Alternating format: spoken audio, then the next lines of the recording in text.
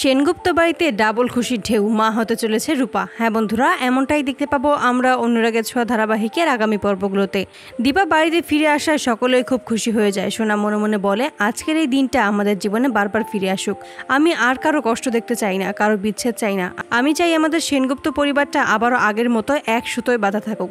আমি মাকে আর কোনো কষ্ট পেতে দেব না। মা আমার জন্য অনেক কষ্ট পেয়েছে, অনেক কষ্ট করেছে, নিজের জীবনের ঝুঁকি নিয়ে আমাদের সবাইকে বাঁচিয়েছে। এবার আমরা সবাই মিলে মাকে বাঁচিয়ে রাখবো, মাকে আগলে রাখবো। রূপা তখন সোনার কাছে এসে বলে, তুমি কি ভাবছো? আগের কথা মনে করে মন খারাপ করে বসে থেকো না হিংসুকুটি।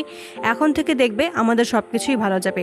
বাবা মা এক হয়ে গেছে, আমরা আর কোনোদিনও বাবা মাকে আলাদা হতে দেবো না। সোনা তখন বলে, তুমি ঠিকই বলেছো রূপা, আমি আর কোনোদিনও মাকে ভুল বুঝবো না। কথা বলার মাঝখানে হঠাৎ করে রূপার মাথা ঘুরে যায়। রূপা তখন ভাবে, হঠাৎ করে এখন কেন মাথা ঘুরছে, কিছুই তো বুঝতে পারছি না।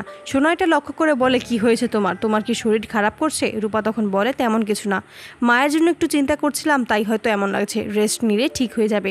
রূপা যখন ঘরে যাবে ঠিক সেই মুহূর্তে মাথা ঘুরে পড়ে যেতে নিলেই কৃষ্ণ এসে রূপাকে ধরে ফেলে আর বলে যে, সাবধানে, তুমি দেখে শুনে হাঁটবে তো।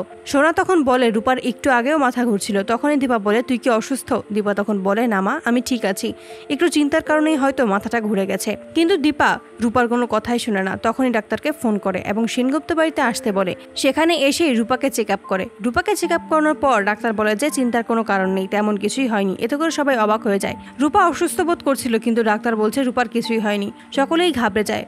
ডাক্তার তখন সকলের দুশ্চিন্তা দূর করেই বলে যে, আপনাদের বাড়িতে ছোট্ট একটা সদস্য আসতে চলেছে। কথার মানে বুঝতে পেরে সকলেই খুব খুশি হয়ে যায়। সেনগুপ্ত বাড়িতে ডাবল খুশির ঢেউ বয়ে যায়। প্রবীর তখন বলে যে, আমাদের বাড়িতে একই দিনে ডাবল খুশি হয়েছে, এই বলেই হাসতে থাকে। সকলেই খুব খুশি হয় রূপার এই সংবাদটা শুনে। তো বন্ধুরা, তোমরা এটাই তো চাও জন্য এভাবেই সেনগুপ্ত বাড়িতে যেন ডাবল খুশির ঢেউ বয়ে যায়? কমেন্টে জানাও। আর নিয়মিত আপডেট পেতে আমাদের চ্যানেলটি এক্ষুনি সাবস্ক্রাইব করে পাশে থাকো। ধন্যবাদ।